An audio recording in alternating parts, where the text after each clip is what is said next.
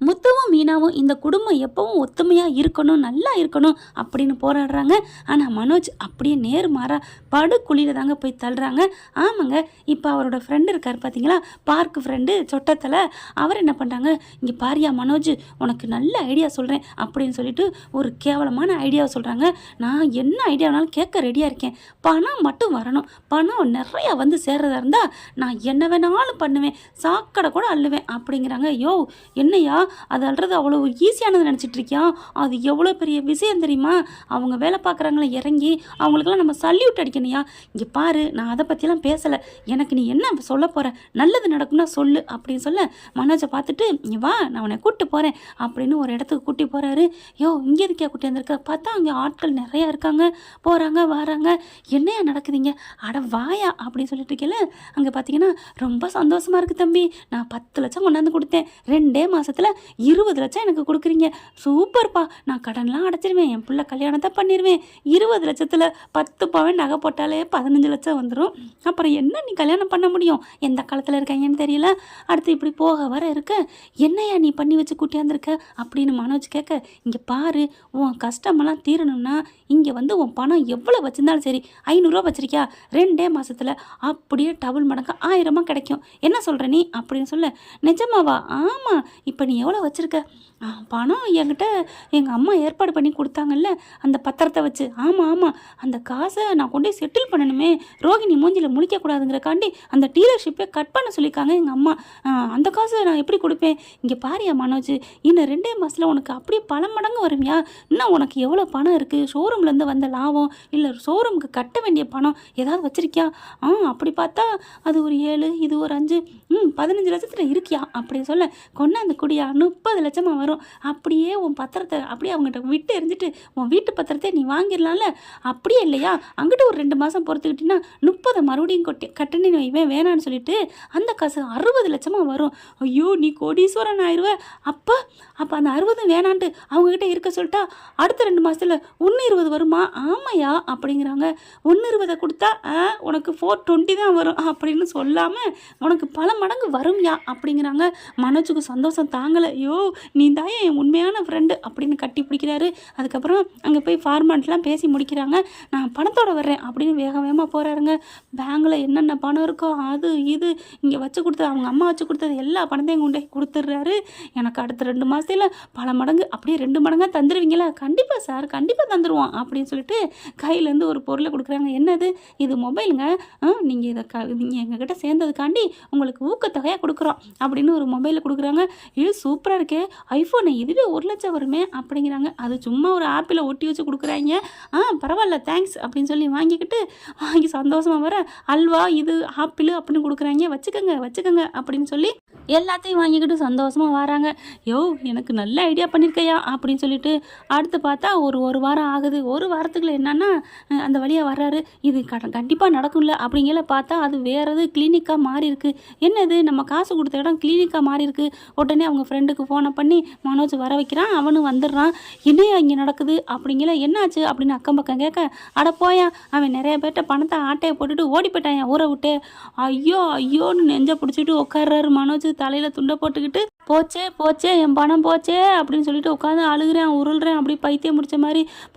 காசு போச்சுன்னு மென்டல் ஆயிடுறாரு. அதுக்கப்புறம் ஒன்றும் இல்லையான்னு கூட்டிக்கிட்டு வீட்டுக்கு வராரு. வீட்டுக்கு வந்தால் இங்கே எல்லோரும் இருக்காங்க. என்னாச்சு கீழே விழுந்துட்டானா அப்படிங்கல. எல்லாம் போச்சு, பணம் போச்சுன்னு சொல்லிட்டு பைத்தியம் ஆயிடுறாருங்க மனோஜ். ஐயோ இப்படி ஆச்சு அப்படின்ட்டு, என்னடா ஆச்சு மனோஜ், என்ன ஆச்சு அப்படின்னு அவங்க அம்மா துடிக்கிறாங்க.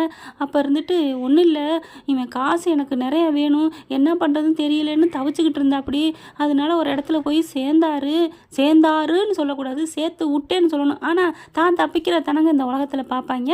அதனால சேர்ந்தாரு, அது இந்த மாதிரி ஆயிடுச்சு, தலையை கவுத்து விட்டு போயிட்டாங்கன்னு நடந்ததை சொல்ல, போச்சு ஐயோ அப்படின்னு கோவமா மனோஜ் அடிக்க போகிறாரு முத்து. ஆனால் அவன் நிலைமையை பார்த்து, என்ன பண்ண போகிற, என்னை அடிக்க போறியா, அடி எனக்கு தான் எல்லாம் போச்சே அப்படின்னு மென்டல் ஆகிறாரு. அண்ணாமலை பார்க்குறாரு. விஜயா இருந்துட்டு, ஐயோ மனோஜ் இப்படி ஆயிட்டியாடா மனோஜ், மனோஜ் அப்படின்னு அழுகுறாங்க. அப்படியே மீனாவுக்கு செம்ம கோவம் வருது. அண்ணாமலை வர்றாரு, விஜயாவை பொலின்னு ஒரு அறை கொடுக்குறாரு. பார்த்தா ஏங்க என்ன அறியறீங்க? ஆமாடி, இன்னைக்கு இவன் இந்த நிலைமைக்கு ஆளாயிருக்கான்னா அதுக்கு முழு காரணம் நீ தான். எப்போ பாரு தடவி கொடுத்து நீ அப்படிடா இப்படிடான்னு அவன் பண்ணதுக்கு எல்லாம் என்கரேஜ் பண்ணிட்டே இருந்த. நல்லது கெட்டது ரெண்டையுமே எடுத்து சொல்லி வளர்க்கணும் நீ பிள்ளையில அப்படிங்கிறாங்க. மனோஜுங்கள போங்க எனக்கு எல்லாம் போச்சு, எனக்கு என்ன கவலை, எல்லாம் போச்சு, எனக்கு ஒன்றும் பயம் இல்லை அப்படின்னு சொல்லிட்டு புலம்ப ஆரம்பிக்கிறாங்க. ஐயோ இப்போ நான் என்ன பண்ணுவேன் அப்படிங்கல. அப்போ தான் அவர் சொல்கிறாரு எல்லா காசும் போச்சு. அதுக்கப்புறம் இங்கே விஜயாவுக்கு ஒரு பயம் வருது. ஐயோ இவன் இந்த டீலர்ஷிப்கிட்ட காசை கொடுக்க சொன்னமே கொடுக்கலையா அப்படின்னு சொல்லிட்டு இருக்கேல அங்கேருந்து ரோகிணி வர்றாங்க. என்னாச்சு, அவர் பார்ட்னர் ஆயிருக்கீங்க, இன்னும் டிவி இதெல்லாம் வரலன்னு சொல்லி எனக்கு கால் பண்ணிட்டு இருக்காங்க அப்படின்னு ரோஹிணி நிற்க, என்னம்மா இவங்கெல்லாம் கட் பண்ணுறேன்னு சொன்னீங்க அப்படின்னு முத்து கேட்க விஜயா பார்க்குது. இவன் தான் இந்த பணத்தை கொடுக்காம விட்டானே, என்ன பண்ணுறது? இங்கே பாரு ரோஹிணி, என்ன நினச்சிட்டு இருக்க, இங்கே வர்ற, உன் கூட என் மயன் டீலர்ஷிப்லாம் இல்லைன்னு கட் பண்ண சொல்லிட்டேனே.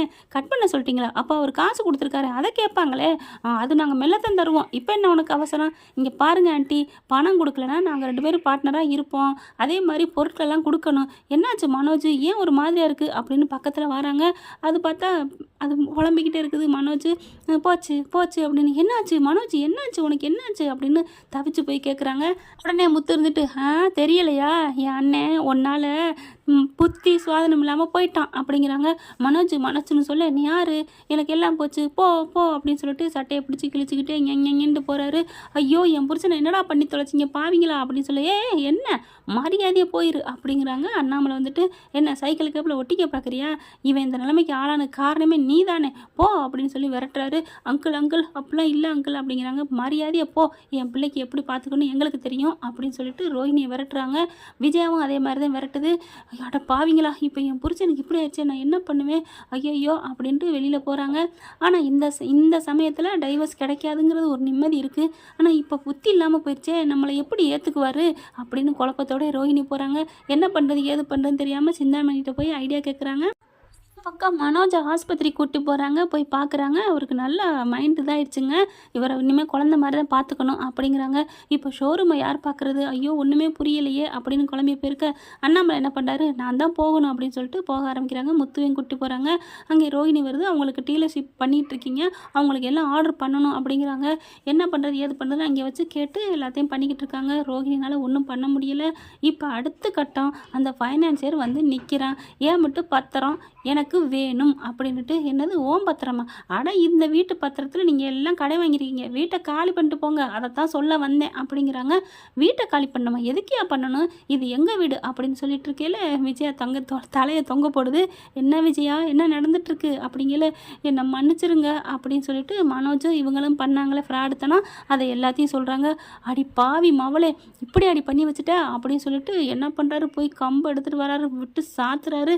என்னங்க என்னை அடிக்காதீங்கன்னு சொல்ல மீனாவும் முத்தும் அப்படியே சிலை மாதிரி நிற்கிறாங்க. ஏன்னா இப்போ தெருவுக்கு போகணும் இல்லையா, அந்த நிலைமை கொண்டாந்துட்டாங்க. ஆனால் மனோஜ் இதுலேருந்து தப்பிச்சிடுறாரு. ஏன்னா அவர் சுயநினைவு இழந்துட்டார் இல்லையா, அதனால அப்படியே ஒரு மாதிரியா இருக்காங்க. உன்னை அடிக்கவும் முடியலையாடா ஆனால் நீ இந்த நிலைமைக்கு ஆன காரணம் இவ தான், உன் ஆத்தா தான் அப்படின்னு சொல்லிட்டு சும்மா விஜயாவை வச்சு வெளிரு ஓட்டுறாரு.